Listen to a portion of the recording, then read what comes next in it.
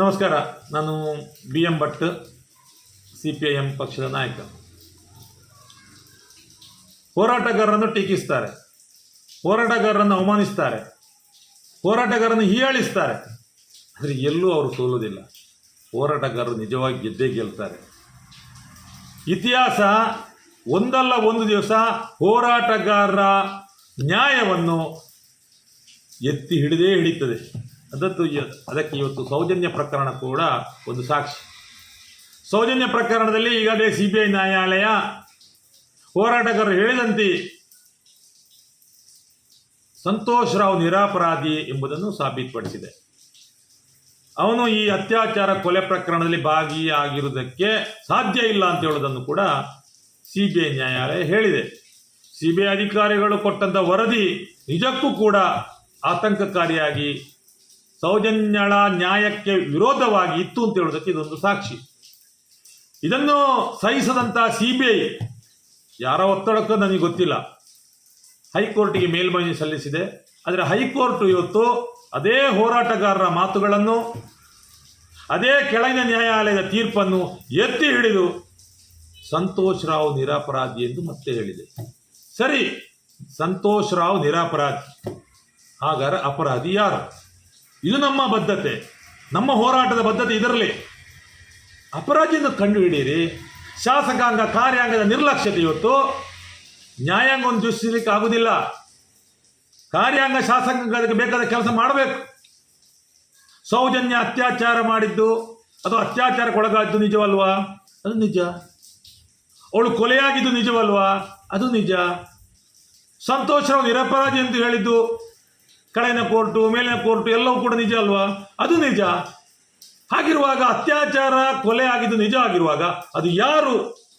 ಜನರ ಪ್ರಶ್ನೆಗಳಿಗೆ ಉತ್ತರ ಕೊಡಬೇಕಾದ್ದು, ಜನರ ಅನುಮಾನಗಳಿಗೆ ಪರಿಹಾರ ಕೊಡಬೇಕಾದ್ದು ನಮ್ಮನ್ನಾಳುವ ಸರ್ಕಾರಗಳ ಕರ್ತವ್ಯ.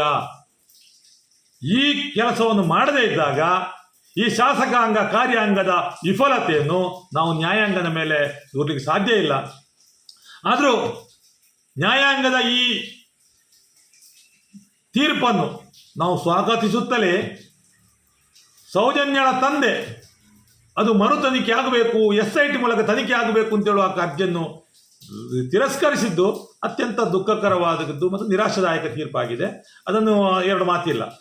ಆದರೆ ಇಲ್ಲಿ ನಾವು ಆಲೋಚನೆ ಮಾಡಬೇಕಾದದ್ದು ಇಷ್ಟೇ, ಈ ನ್ಯಾಯಾಲಯದಲ್ಲಿ ಈ ಮರು ತನಿಖೆ ಆಗಬೇಕು ಅಂತ ಹೇಳುವುದರಲ್ಲಿ ಸರ್ಕಾರದ ಮುಂದೆ ಸಾಕ್ಷ್ಯಾಧಾರಗಳ ಮೂಲಕ ವಾದ ಮಂಡಿಸುವ ಮೂಲಕ ನ್ಯಾಯಾಲಯವನ್ನು ಮನವರಿಕೆ ಮಾಡಿಸುವಲ್ಲಿ ಅಧಿಕಾರಿಗಳು, ಸರ್ಕಾರ ಕೂಡ ವಿಫಲ ಆಗಿದೆ. ಸರ್ಕಾರ ಸರಿಯಾಗಿ ಅವರನ್ನು ಮನವರಿಕೆ ಮಾಡಿದ್ದೇ ಆಗಿದ್ದರೆ ಖಂಡಿತ ಕೂಡ ಇನ್ನೊಂದು ರೀತಿಯ ತೀರ್ಪು ಬರ್ತಿತ್ತು. ಈಗ ಮರು ತನಿಖೆ ಆದರೆ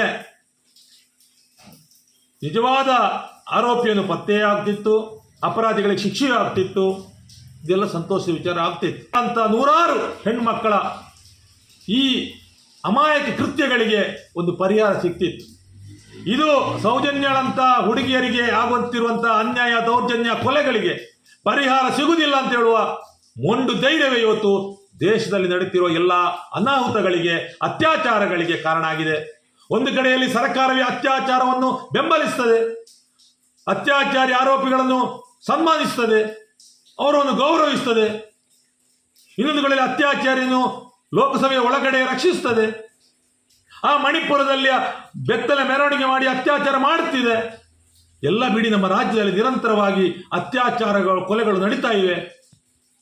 ಇದೆಲ್ಲವೂ ಯಾಕೆ ರಾಜಾರೋಷವಾಗಿ ನಡೀತಾ ಇದೆ ಅಂತ ಹೇಳಿದ್ರೆ ಸೌಜನ್ಯಳಂತಹ ಅಮಾಯಕ ಮುಗ್ಧೆಗೆ ನ್ಯಾಯ ಕೊಡಿಸಲಿಕ್ಕೆ ಸರ್ಕಾರಕ್ಕೆ ಸಾಧ್ಯ ಆಗ್ತಿಲ್ಲ ಅಂತ ಹೇಳುವುದೇ ಕಾರಣ.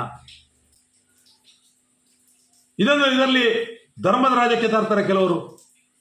ಅತ್ಯಾಚಾರಿಗಳಿಗೆ ಧರ್ಮ ಇದೆಯಾ? ಅತ್ಯಾಚಾರಿಗಳಿಗೆ ಜಾತಿ ಇದೆಯಾ? ಅವರಿಗೆ ಕೂಡ ಹೇಳ್ತಾ ಇರೋದು ನಾನು ಇಷ್ಟೇ. ಸರಿ, ಈಗ ಸಂತೋಷ್ ರಾವ್ ನಿರಪರಾಧಿ, ಅಪರಾಧಿ ಯಾರು? ಪತ್ತೆ ಹಚ್ಚುವಂಥ ಹೋರಾಟಕ್ಕೆ ನಾವು ಸಿದ್ಧರಾಗಬೇಕು. ನಮ್ಮ ಕಾನೂನಾತ್ಮಕವಾಗಿ ಮತ್ತು ಸಾಮಾಜಿಕವಾದ ಹೋರಾಟ ನಿಲ್ಲುವುದಿಲ್ಲ. ಸ್ವಾತಂತ್ರ್ಯ ಚಳವಳಿ 300 ವರ್ಷ ನಡೆದಾದರೂ ಕಡೆ ಕೊನೆಗೆ ನ್ಯಾಯ ಸಿಕ್ಕಿದ್ದು ದೇಶಕ್ಕೆ, ಭಾರತೀಯರಿಗೆ. ಅದೇ ರೀತಿಯಲ್ಲಿ ನ್ಯಾಯಪರವಾದ ಹೋರಾಟ ಇನ್ನೂ ನಮ್ಮ ಕಾನೂನಾತ್ಮಕವಾಗಿರಲಿ ಸಾಮಾಜಿಕವಾಗಿ ಹೋರಾಟಗಳು ಮುಂದುವರಿಲಿಕ್ಕಿದೆ. ನ್ಯಾಯ ನಮಗೆ ಸಿಗ್ತದೆ ಅಂತ ಹೇಳುವ ವಿಶ್ವಾಸ ನಮ್ಮಲ್ಲಿ ಇದೆ.